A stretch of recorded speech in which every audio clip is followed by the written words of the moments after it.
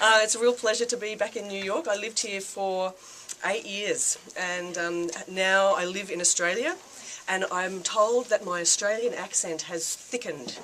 So I'm going to try very hard to not be too Australian at you. When I was here, I did work at WILPF, which was great, and at UNIFEM, which was also great. And it's a great night tonight for UNIFEM and all of the women's agencies in the UN to be coming together, hopefully bigger, louder, prouder, and with more money. This is what I hope. Anyway, it's great to be here with all of you wonderful women.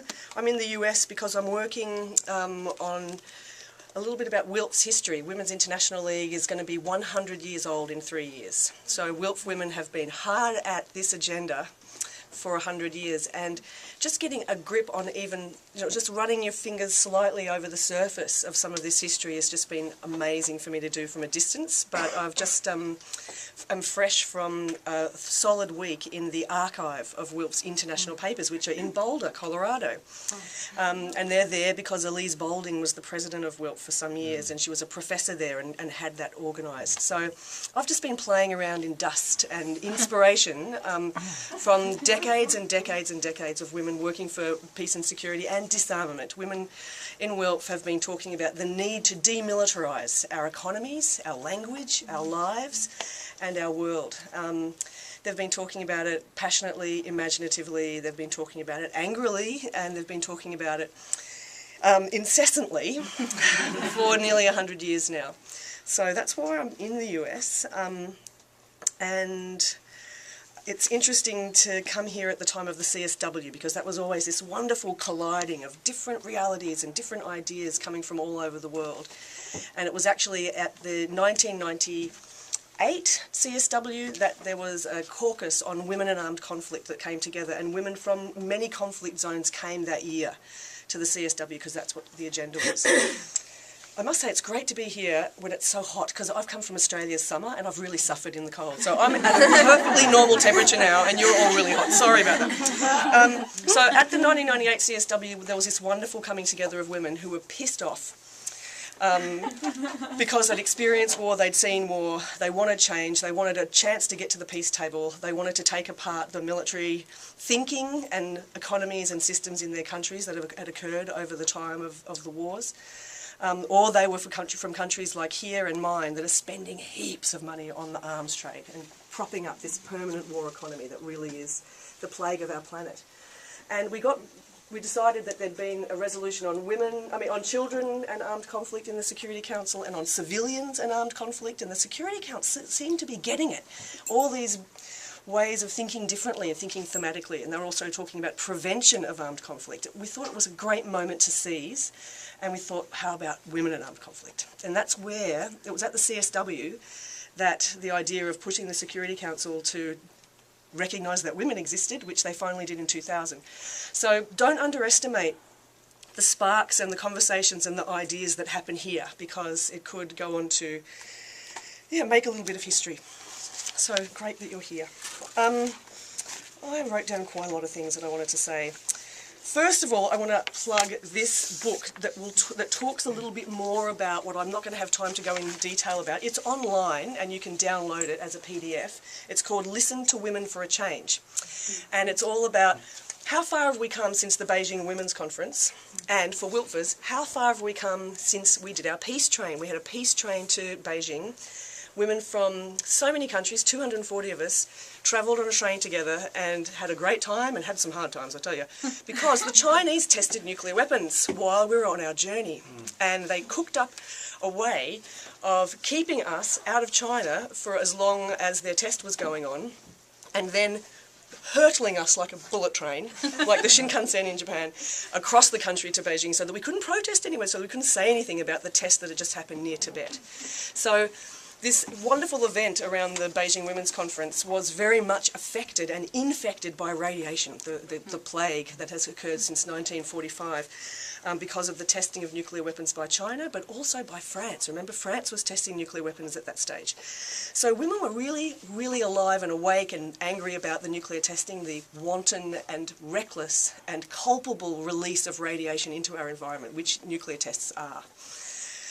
So in this book I have a chapter on why women care about disarmament, and it goes into some of the reasons why there's been a long tradition of women in particular caring about this issue, and the way that women have maybe not been the jawbone at times, but have certainly been the backbone of the disarmament movement.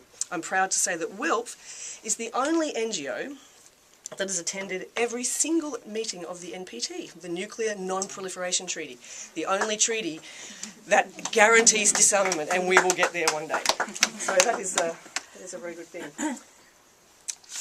We talk about women in leadership in the 1325 issue, don't we? We talk about women getting to the peace table, women rising to leadership positions, decision-making positions. And a friend of mine, Cora Weiss, who isn't here tonight, I'm pretty sure I know she's over there, she often says, well, let's be more careful when we talk about women and getting more women. We have to think about which women. Right. Yes. Right? So that's an important qualification. That's an important little sort of stick-it note we need to put on that concept.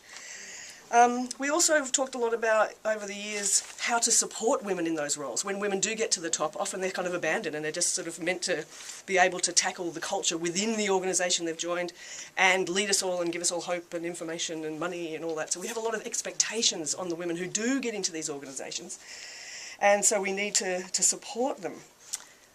Coming from a country that recently has had a woman Prime Minister elected, wow, I have to talk about sometimes the way that we support women in leadership is we protest and object and scream at them.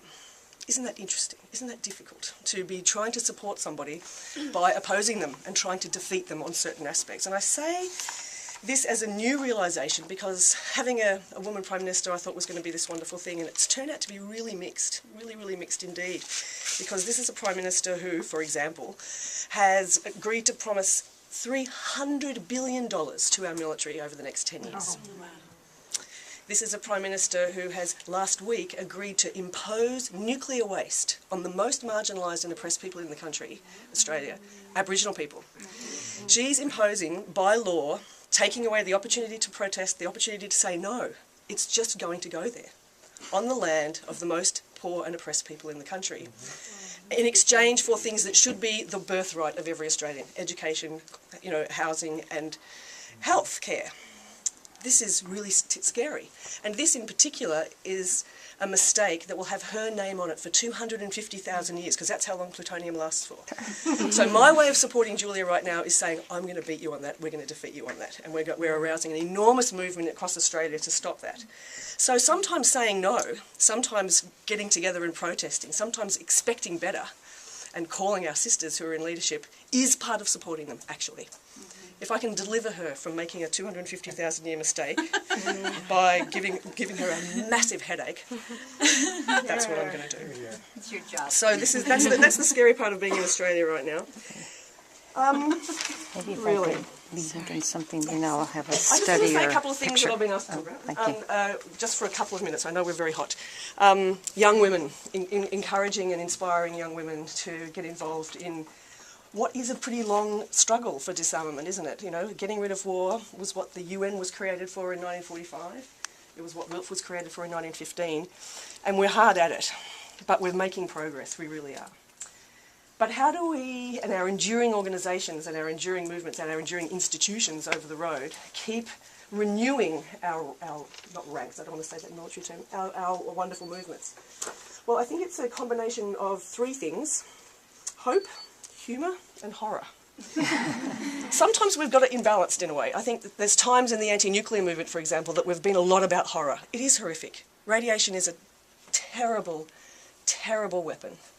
And that's what a nuclear weapon is. That's what a depleted uranium weapon is. It's radiation. And radiation doesn't just kill once, like a conventional weapon. It's deliberately designed to keep on killing intergenerationally because it lasts a very long time.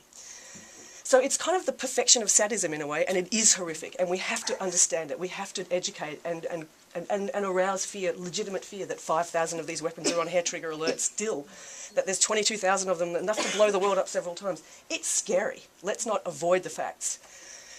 Horror is part of what is going to motivate and teach and enrol new people into our movements, but we need that hope as well, that we can change, that we can build taboos against these weapons, that movements have strongly affected the decisions of governments, that movements for peace and disarmament and women's movements have had an impact in preventing something that can't be documented. We can't prove what's been prevented, but we know from documents that have become available that governments have been affected by our movements. A man called Lawrence Whitner has written a really good book about this. He wanted to write his book at the start and condemn the nuclear movement and say we really haven't achieved much. And then he went, wow, God, they really have achieved a lot. I really recommend that book. Hope is important, keeping the vision alive for a world without nuclear weapons and for a world without nuclear power. And I have to put a hand up for a world without uranium mining, because that's what happens in my country. That's how we contribute to the nuclear age. We've got to keep that hope going. If we don't keep the hope going, if we don't have a vision, we're not going to enrol anybody. I would add to that, we need some humour as well. If you have been able to crack a joke, you have made 1,000 arguments. You have won the argument. If your opponent their arguments are laughable, you're not being mean to them, you're not putting them down, but you're making a joke about it. There's a way that you leapfrog over all kinds of things.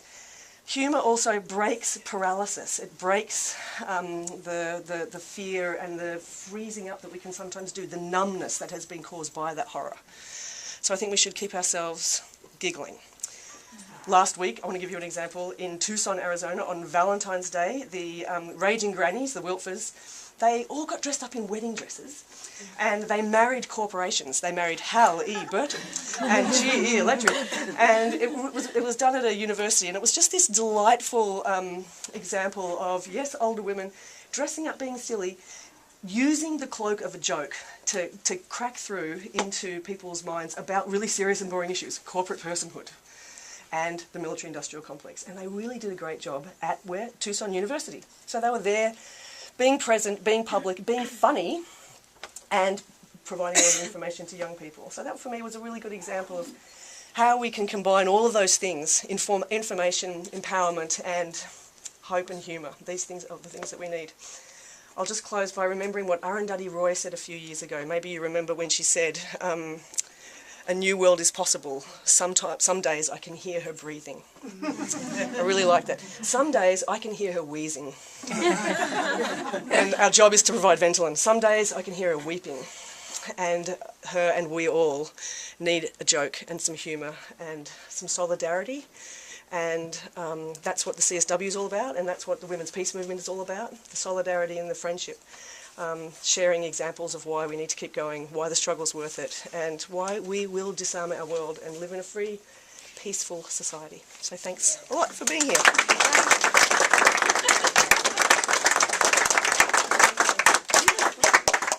Great, thank you.